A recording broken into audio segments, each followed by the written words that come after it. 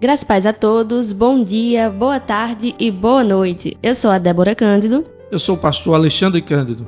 E este é o 8º episódio do podcast Bebendo da Fonte, uma iniciativa da Igreja Batista de Bebedouro. Pedimos que você apoie este projeto, curta, comente, compartilhe e siga os nossos canais. No YouTube, Igreja Batista de Bebedouro ou IB Bebedouro. E no Spotify, Bebendo da Fonte. Nós vamos continuar conversando sobre o mês da família e dessa vez com o tema O papel da família na formação do caráter cristão do indivíduo. Porque a família é o primeiro ambiente onde nós aprendemos valores, formamos nossa identidade e nós somos apresentados ou afastados dos princípios da fé. Mas qual o papel dos pais nessa formação? Os filhos podem influenciar os pais? Como o lar pode se tornar um ambiente de discipulado diário?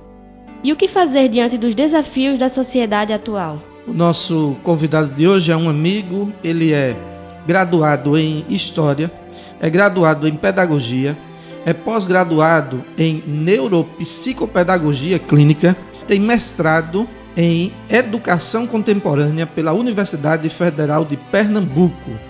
Ele é pastor da Igreja Batista A Fonte, na Serraria, é pai do Davi e do Jonathan, e é casado com a irmã Dayana Santos. Seja bem-vindo, pastor Eloy. Amém, meu irmão. Graças e paz.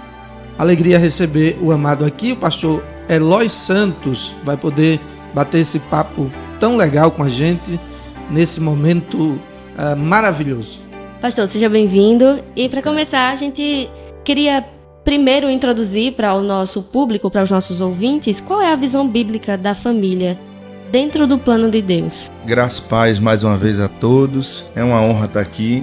Agradecer o convite do pastor Alexandre, minha irmã Débora, é um prazer também. Dizer da nossa alegria de poder participar, né? Eu estou aqui primeiro, quero declarar, sob a autoridade da irmã Dayana, ela quem deixou eu vir, para cooperar com os irmãos e para a gente é uma alegria. Trazer uma saudação também da Igreja Batista A Fonte, na Serraria, onde a gente está lá servindo ao Senhor, né? Junto com os irmãos.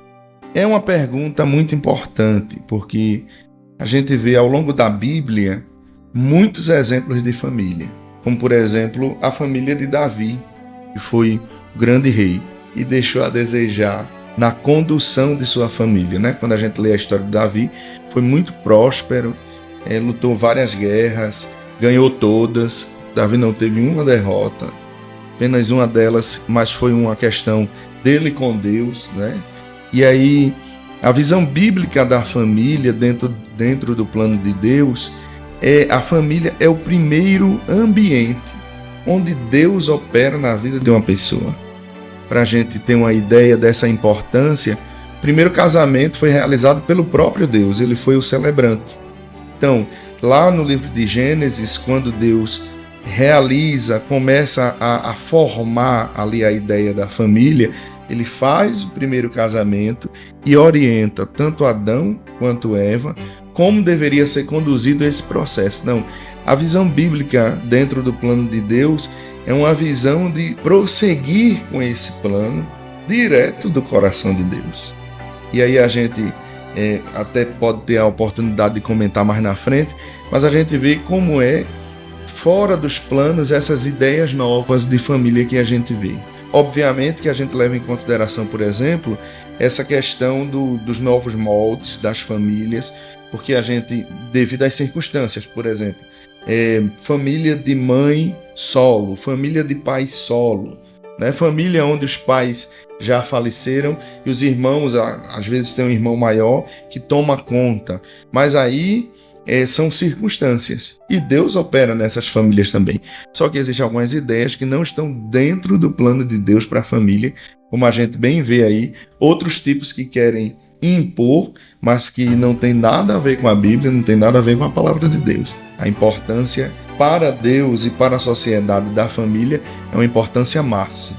Pastor, qual o papel que a família ocupa na formação espiritual do indivíduo? Segundo as Escrituras, nas suas palavras, sobretudo a questão das crianças, dos adolescentes. Qual o papel, a importância da família nessa formação espiritual? Veja, pastor Alexandre, A importância da família também é primordial. Não existe uma formação de caráter, me permita dizer assim, sem a participação dessa família. Nós vivemos diversas experiências no nosso percurso de trabalho secular, e aí a gente tem a oportunidade de observar como alguém chega de uma família estruturada para se relacionar conosco e como alguém de uma família desestruturada chega e vai se relacionar, né?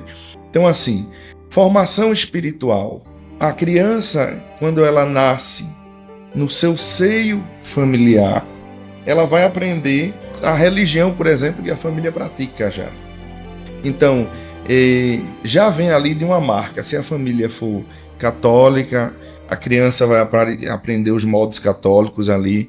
Se a família for evangélica, vai aprender os modos evangélicos. Se a família não tem uma religião, a criança e o adolescente vai ser formado e moldado naquela visão.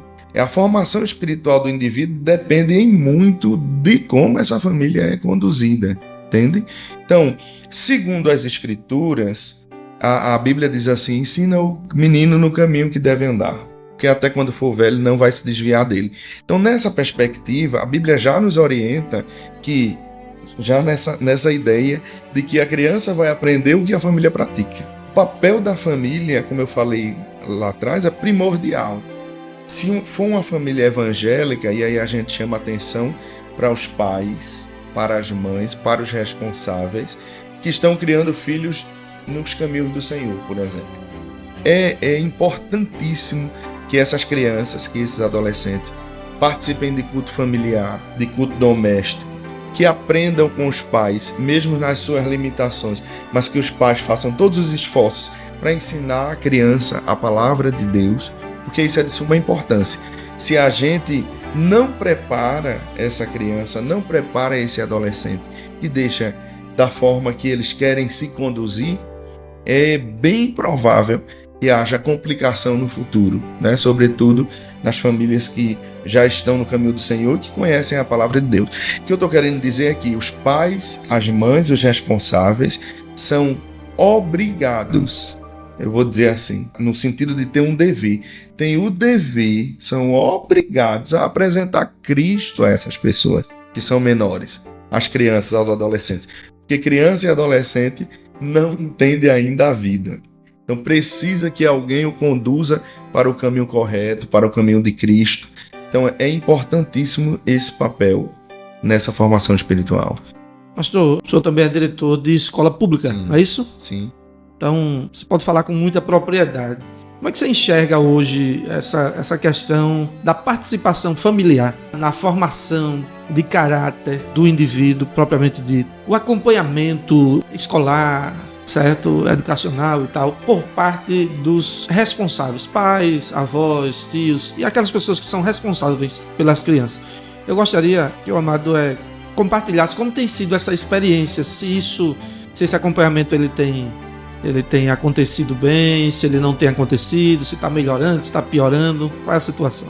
Pastor amigo, eu lembro que quando eu era adolescente, houve um processo que inclusive naquela época eu já entendia que era um processo de transformação e de mudança, mesmo sendo um adolescente, né? E começou a popularizar a possibilidade de várias pessoas fazerem músicas e montarem estúdios nas comunidades, nas favelas, na periferia. E aí começou a surgir alguns estilos musicais que terminaram educando a sociedade a partir de então. E foram as primeiras vezes, ali década de 90, início dos anos 2000, que a gente começou a ouvir algumas músicas que não ouvíamos antes.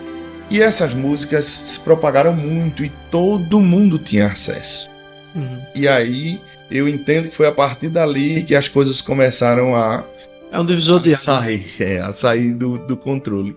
Aí a gente tem 2 pontos aqui. Primeiro, essa ideia dessa propagação dessas músicas sem um filtro, sem um limite, com todo mundo ouvindo, formando aqueles adolescentes, aquelas crianças naquela época, foi que causou.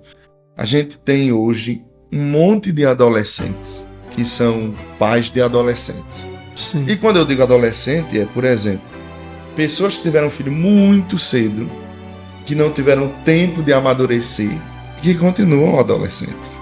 Sim, sim.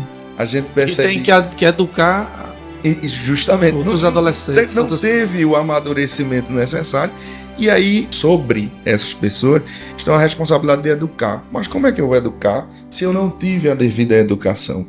Se no meu percurso, onde eu deveria estar aprendendo, sendo educado, eu interrompi esse percurso e estou agora com a responsabilidade de criar uma pessoa, entende?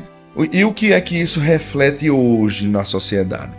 A gente encontra muitos pais e mães despreparados. E a gente vai atribuir isso só a essas músicas? Não é a questão de só a música, mas a música começou a moldar um estilo Cultura de massa, né? que foi se perdendo algumas referências. Isso. Quando, claro, a gente sai de um processo foi a ditadura militar, que era rigoroso ao extremo, que para passar uma música tinha que ver se a ditadura liberava ou não, mas aí soltou-se de vez. Sim, sim. Né? Sai de um extremo para outro extremo. Fora que, agora há pouco, eu tive a oportunidade de ver umas novelas antigas. Sim. E aí eu fiquei chocado. Sim, sim, sim. Né? Sim. Com o que era mostrado em 1990. Isso. E que hoje, claro, houve mais um fechamento nisso aí, uma regulação, mas era coisa absurda. Então, é esse pessoal que nasceu em 1990, nasceu em 2000, que hoje estão com os filhos. Isso. Né? E aí a gente recebe muitos estudantes que têm problema na família. E quando a gente chama para uma correção, uma punição, aí o que é que nós estávamos fazendo? Nós estávamos suspendendo muita gente. Aí eu fiz uma reflexão pedagógica, e aí chamei o outro diretor que trabalha lá comigo, disse assim, a gente está suspendendo muita gente. Vamos começar a chamar a família, meu irmão. Quando a gente começa a chamar a família, a gente quer punir o menino, e essa punição deve servir como uma correção educacional, disciplinar, que a gente chama a família e diz assim, esse menino não vai aprender com a correção nesse sentido. Por quê? Porque a família é desestruturada. Sim. Na escola ele vai estar com um sistema de ensino e aprendizagem, quando chega em casa a cultura familiar é outra. E aí a gente vê muita gente, a maioria esmagadora, sem estrutura psicológica, a gente diz, para essa criação. Porque criar não é fácil. Tá o pastor Alexandre aqui que diga. Mas criar não é fácil. Então, precisa do mínimo de coerência para você criar. Sim, né? Sim. E aí a gente começa a dizer assim, Deus me ajude, porque quando eu chamo a família tá desse jeito, né? Claro que não é todo mundo, mas a grande maioria, porque há de se pontuar aqui que o público que a gente atende é um público de grota, é um público de comunidade, periferia, de periferia, e é um público que de antemão já não tem acesso a algumas informações. É um público mais pobre, é um público que até a conjuntura da própria sociedade exclui. Sim. Então, tudo isso tem que ser levado em consideração, entende? Mas assim, é muito complicado lidar com esse público no dia a dia e também trazer essa ideia de uma educação melhor para esses meninos. O que é que a gente faz? Vamos regulando. Ora ali fala o professor, ora fala o pastor. A necessidade é imensa de educar mesmo esse... Sim, esse trato, né? Pastor, é interessante, você falou, nos anos 90, esse divisor de águas, né? E para deixar até mais claro para aqueles que estão nos ouvindo, que essa questão da música, eu vou dizer o nome mesmo, tem a questão, é o Chan, né? Isso. Esses grupos assim. Esses grupos e tal, onde houve uma sexualização infantil. E exacerbada. Exato. Justamente. Numa ideia de sensualizar a menina, sensualizar o menino, né? Criança mesmo. Né? Que a cultura de massa naquela época, o instrumento mais forte era a televisão. Era a televisão. E hoje nós temos a internet sobre a questão de influenciadores. E aí me permita dizer, eu acompanhei ontem certo? E acompanhei hoje a CPI das bets, Sim. certo? Onde os influenciadores, ou influencers, né, como eles chamam e tal, estão sendo chamados. Mais de 50 milhões, né, de seguidores, né? Hoje foi um rapaz, inclusive um alagoano, Sim, certo? sim. E aí, numa das respostas, ele disse uma coisa interessante. Ele disse o seguinte, que é o seguinte, eles se auto-intitulam influenciadores, Isso. certo? Mas na hora da responsabilidade, certo? Aí o que foi que ele disse? Olha, eu faço propaganda para a plataforma de jogos. Eu não sou pai de ninguém, Sim. certo? Eu não sou mãe de ninguém. Quem tem que educar, senador, são os pais. Ele disse, certo?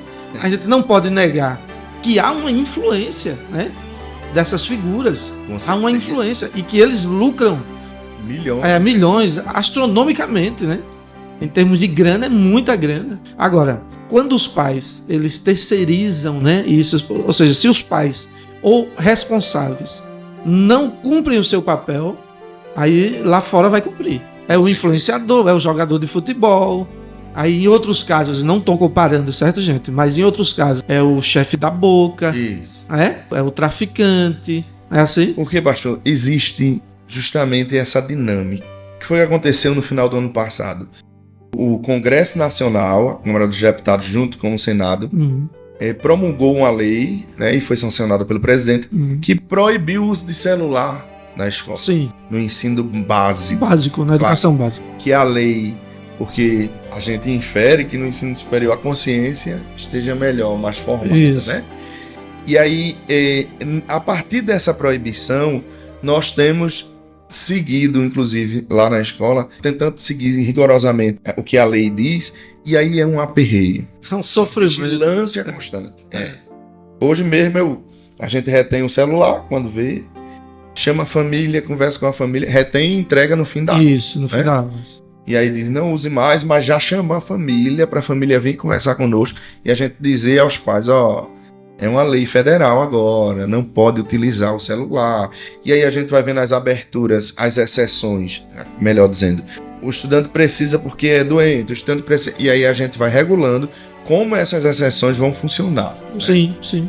E aí e os pais entendem super bem e entendem que é um processo que estava atrapalhando. E a garotada, entende super bem também? A garotada não entende bem, a garotada fica com raiva, mas no outro dia já tá abraçando de novo. Mas a gente...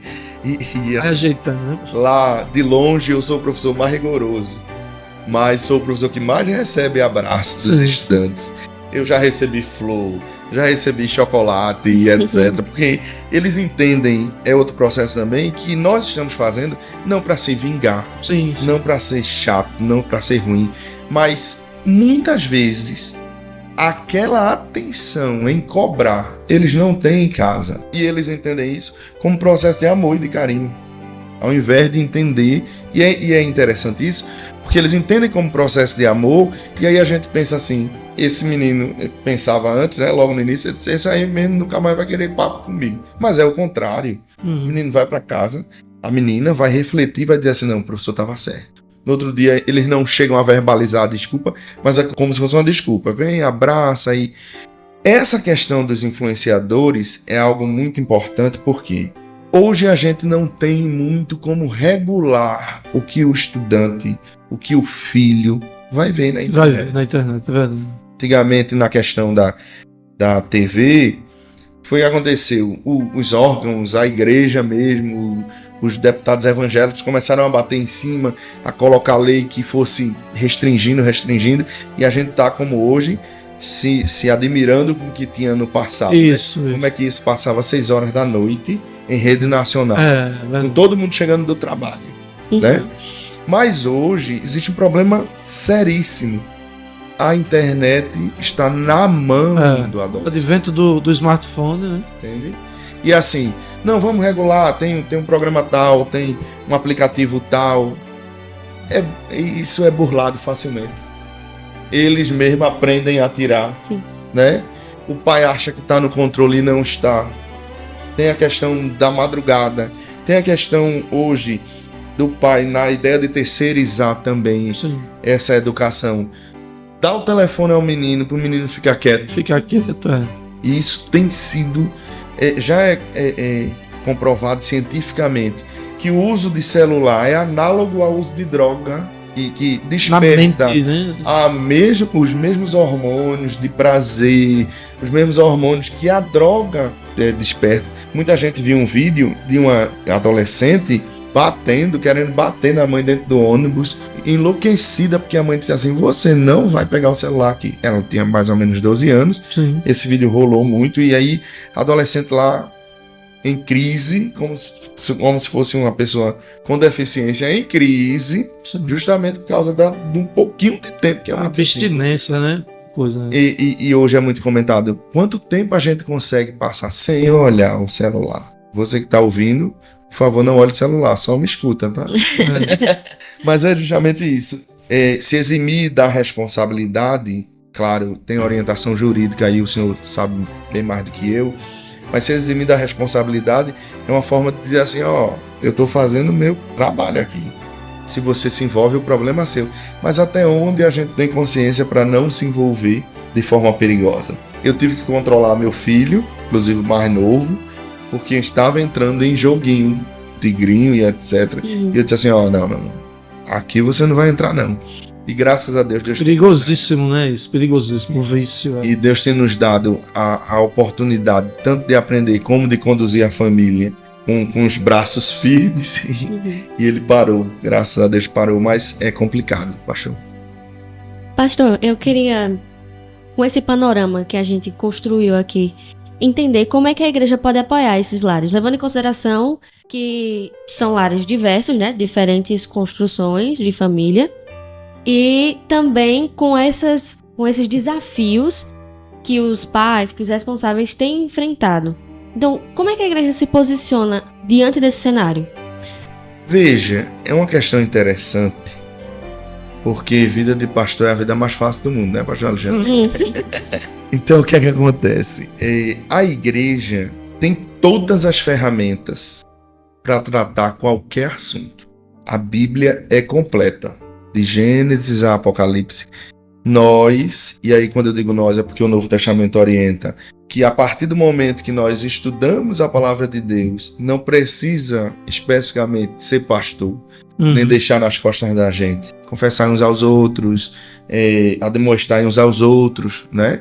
Eu sei que é o papel da nossa vocação, mas nós, enquanto cristãos, enquanto crentes, temos o dever de estudar a Bíblia e trabalhar para que a nossa família progrida.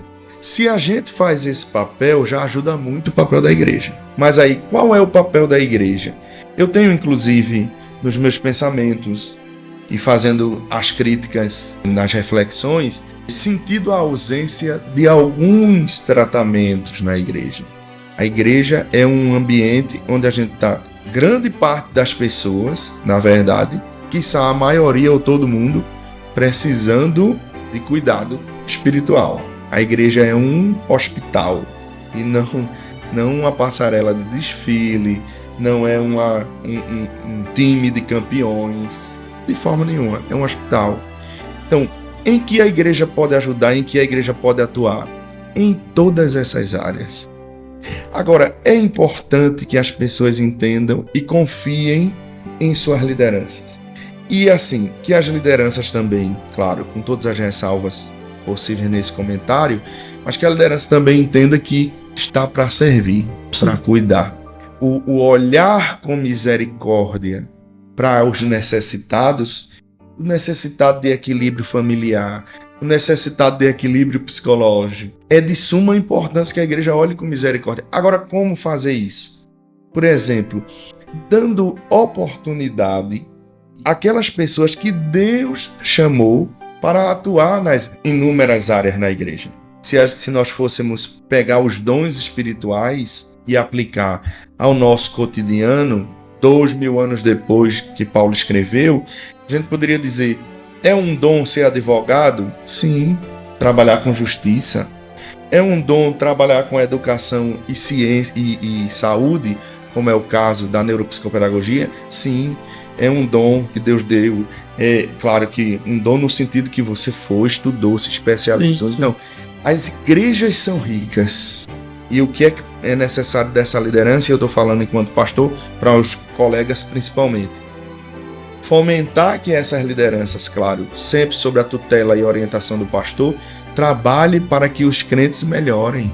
A quantidade de cristãos, de crentes, de evangélicos necessitando de cuidados psicológicos é absurda. Então, nesses cuidados psicológicos, e aí, um parêntese aqui, a pessoa cuida da dor no braço, da dor em qualquer outro órgão, Sim. da dor da cabeça, A dor do dente. do dente, mas não cuida das dores psicológicas. E aí a gente vê um monte de gente problemático que só taxa como problemático, mas com qual problema aquela pessoa está? Quando uma pessoa responde de forma rude, não tem paciência com outro irmão, nem sempre é espiritual. Às vezes a pessoa está gritando ali por uma ajuda e é necessário que exista essa sensibilidade, esse exercício de misericórdia, eu vou chamar assim. Então, qual o papel da igreja? A igreja pode atuar efetivamente em qualquer família. Claro que o que é que se espera de um pastor? E longe de mim estar dando conselho a pastores, né?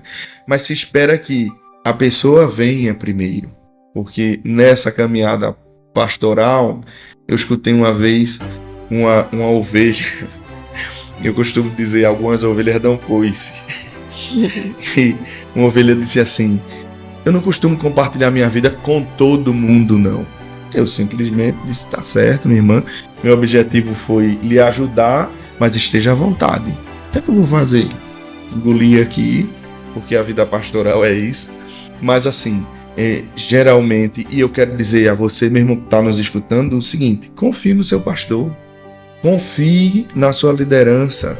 E aí, procure, se não há essa abertura, porque às vezes não há com o pastor, procure alguém que faça esse meio campo, mas converse com o seu pastor, converse com a sua liderança, para que você seja ajudado e ajudada pela igreja. Cristo estabeleceu a igreja justamente para que a gente se ajude mutuamente. E eu creio que o papel da igreja é crucial nesse processo. Pastor, eu gostaria de saber que conselhos o senhor daria para aqueles que talvez não tenham um lar cristão estruturado. A pessoa é cristão, sobretudo, vamos dizer, um adolescente cristão, vou usar nesses termos, mas independente disso, ele não vive num lar cristão estruturado, mas ele deseja viver segundo o caráter de Cristo, um verdadeiro seguidor de Jesus Cristo. Que conselhos poderia ser dado? Pastor Alexandre, a Bíblia fala em 1 Pedro capítulo 3, que é sobre os procedimentos no casamento. E ali tem uma orientação muito forte para as mulheres. Certo. Vivam uma vida, nas minhas palavras, digna de exemplo, para que, se o seu marido não serve ao Senhor, olhe o seu exemplo e se entusiasme para servir. Eu vou chegar na pergunta que o senhor fez. E aí, a gente vê um fator ali, nos estilos de família, que se repete hoje. Geralmente as mulheres vêm para a igreja primeiro. Sim. Né? Primeiro vem as mulheres, depois o marido acompanha, o Espírito Santo vai lá, convence do pecado, da justiça do juiz e traz. Para um adolescente que não tem uma vida estruturada, para um adolescente que não tem uma família nos caminhos do Senhor, serve o mesmo conselho. Se você quer ter uma vida equilibrada, siga o que diz a palavra de Deus. E aí, como é que eu posso fazer isso? Como é que eu vou fazer isso? Procure uma igreja genuinamente evangélica, de preferência uma igreja batista.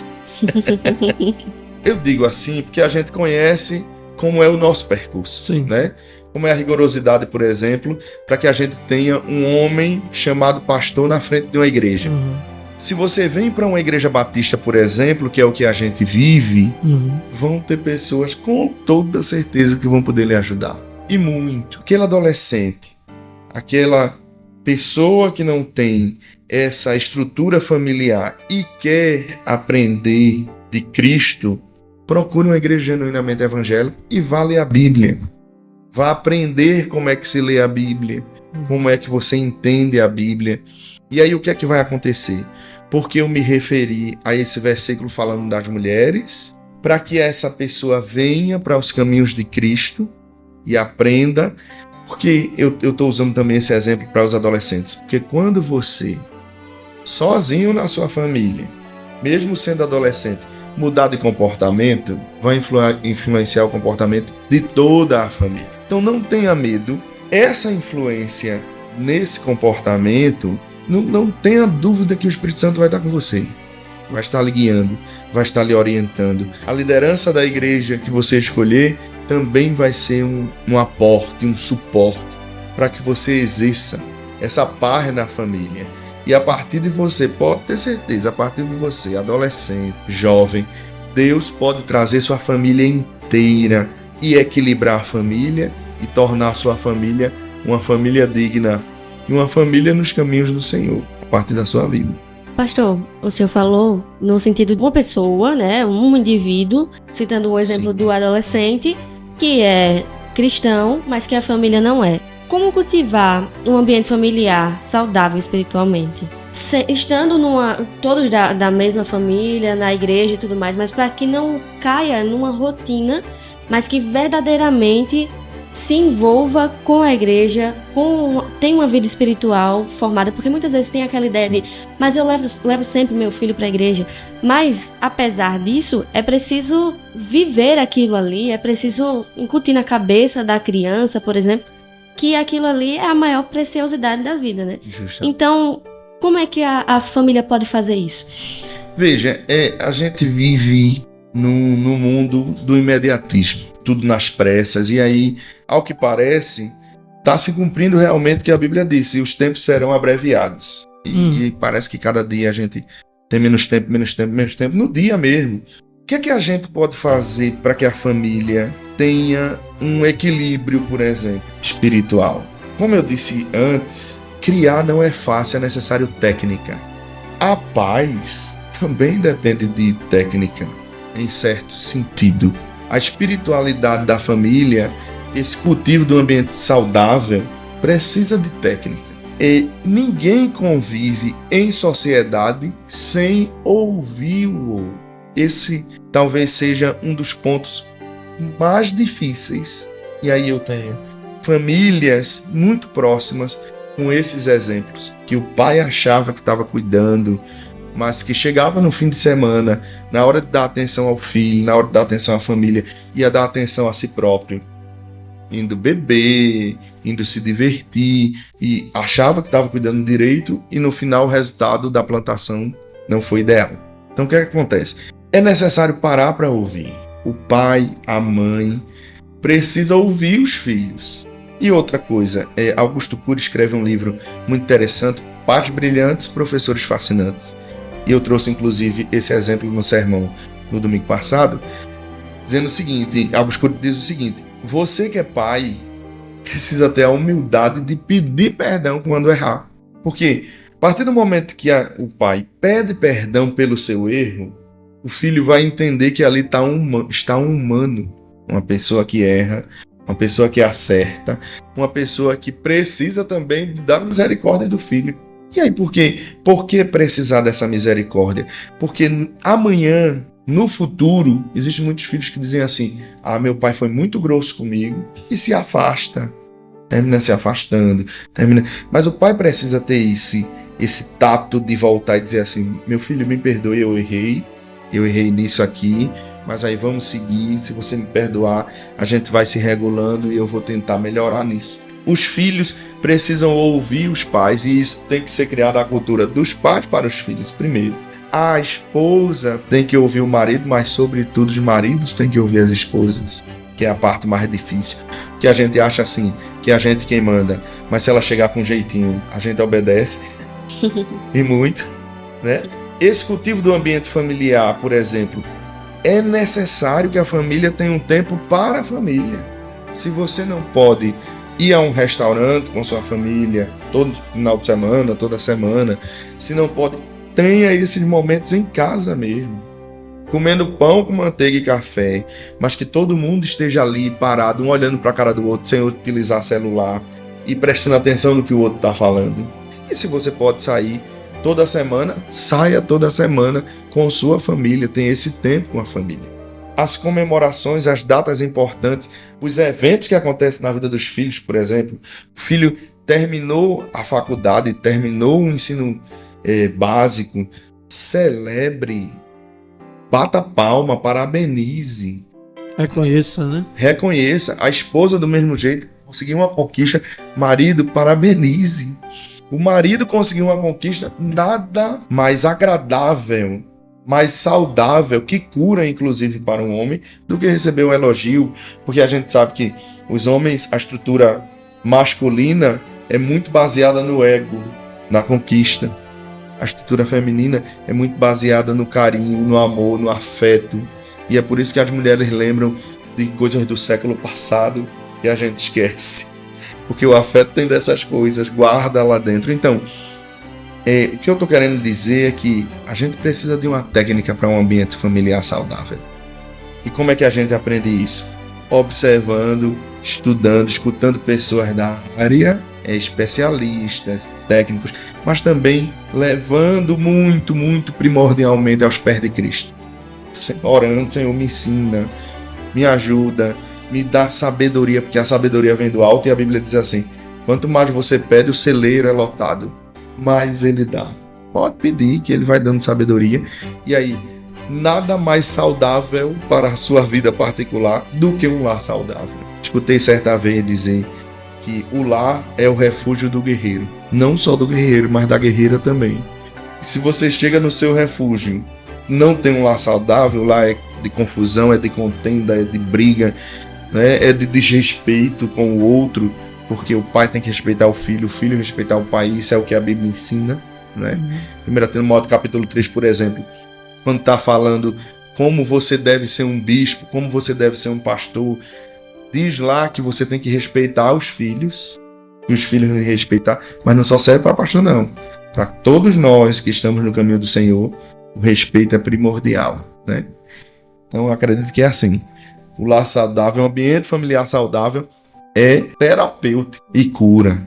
Sim. Se você encontra refúgio na sua casa, quando você vem da sua terapia, por exemplo, e encontra refúgio na sua casa, o processo de cura é mais rápido. O processo de cura acontece de forma mais concisa, inclusive. Vai ficar lá a cicatriz, mas você vai olhar e vai dizer assim: minha família me ajudou a curar. Sim. Né? E isso é importantíssimo. Queremos agradecer ao pastor Eloy Santos, nos alegrou aqui, né? Nos presenteou, né? Com a sua participação tão clara, tão importante. É alguém que sabe o que está falando.